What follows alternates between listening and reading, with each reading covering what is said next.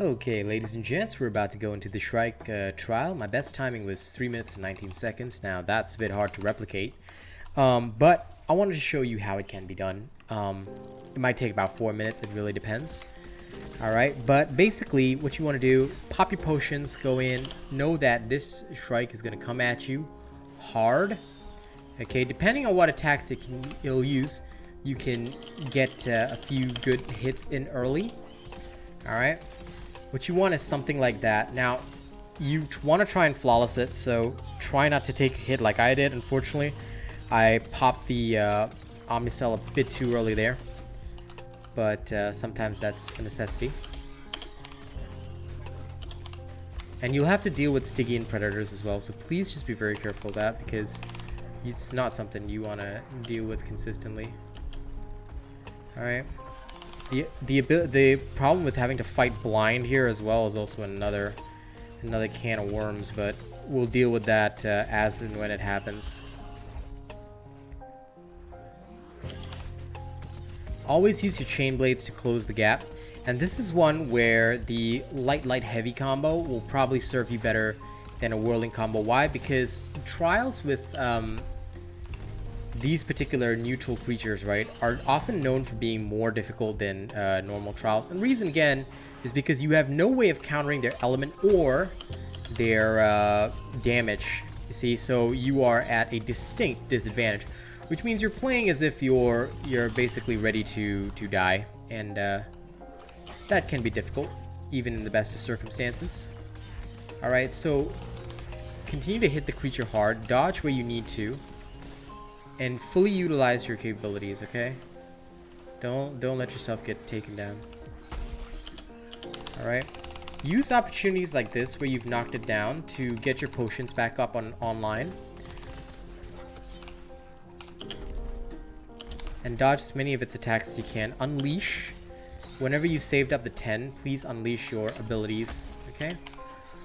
Knock it down as often as possible and get ready for whenever you trigger your Fort Discipline stack. You're going to have to continue playing flawlessly during that time period, and it can be a bit difficult. Serrated Blades will basically serve you well here, and whenever it triggers is when you want to, you know, use and abuse it as much as you can. Now, you've also got your lantern to help yourself out. Now, you notice I'm not using it to counter specifically, and the reason is because these fucking doges are all over the place. You don't want to end up throwing out your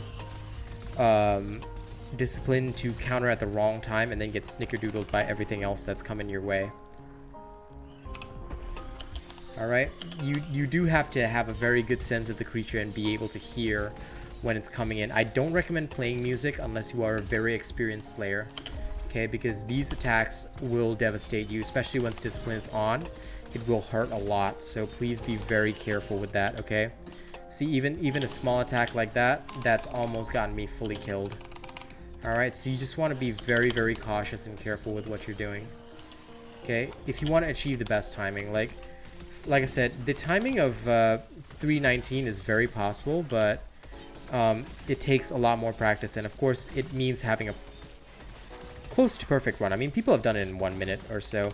I can't say whether or not they did it legitimately in 1 minute, but if they did, you know, I would say it's probable. It's probable that you can. So just focus up on hitting those attacks as perfectly as you can. Okay, don't worry too much about, you know, what's going on. If you need to take your third round of potions, it's okay. All right. Feel free to knock down the behemoth as and when necessary. Take your healing potions and do try and slow it down with your lantern as and when it's possible to do so, okay? Like, you will consistently be able to do that, but again, it depends. Your final timing, okay, will depend on basically how lucky you get with certain attacks, things like that. So yeah, most commonly you'll sit around 4 minutes, but a 3-minute run, very possible. Okay, again, neutral creatures are difficult solely because of the fact that you can't really put and this is an S+ rating, so you can't really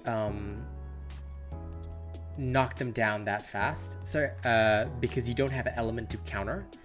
and at the same time you don't really have armor to protect you. Okay, but it is possible, and I'm going to show you how to do it. So for under 5 minutes, okay, much like with the Ragetail Gnasher, I do understand that it can be a difficult and problematic process, but it can be done. You will just want to focus very, very strongly on your interrupts from discipline. That is honest to God the easiest thing for you to do. Okay, so you want to focus on your interrupts. I actually ended up enjoying the chain blades most when doing this. I actually tried with a few different weapons, but the chain blades served me best with this because honestly they were just the easiest to use and had the most mobility. So let's go through the build right now where I'll show you exactly how to do what I was doing. I use the Chronivore chain blades just because the legendary is like a backup plan. If I really take some serious damage, the legendary is a backup plan. Overpower cell, cunning cell. If you feel like you want more stabilized damage, you can choose a tenacious cell here, because overpower will only trigger when it's knocked down, but you knock it down so often that I would in fact put +6 overpower if I had the opportunity. So that is something that you can do. Okay. Next, you want your Reaper's Dance special. Your mod will be Serrated Blades, so you'll be going all in on the LLH combo, all right, because that'll give you your best damage here. Bond will be Fangs of Dawn. Now, Discipline will be your Omnicell, okay. It's probably possible with Iceborne as well, but I would not recommend it, and simply because, like I mentioned before, you're kind of in a situation where you're going to be taking a lot of damage, okay, so I wouldn't recommend that. Okay, Discipline is useful. Pangar's Shine for your Lantern with a Catalyst cell. Okay, you've got your Sight of Stone with Toughness. This will keep you alive. You've got your Mantle of Thorn with Catalyst cell. Okay, this is so you can have your +6 Catalyst. Malkirion's Grasp with the Berserker cell. And you'll have your Boreal March with a Berserker cell here as well. Okay, so all of that coming together will give you this following build. +6 Berserker, +6 Catalyst, +6 Cunning, +6 Predator. Okay, Berserker and Predator are your raw damage. Okay, that takes you up to 70% raw damage when everything is triggered. Cunning pairs well with Discipline, so to improve the damage of your crits. And plus, don't forget, you've got your Serrated Blades mod, so you're actually dishing out more there as well. Your Catalyst will boost your tonics, keep you alive and keep you strong.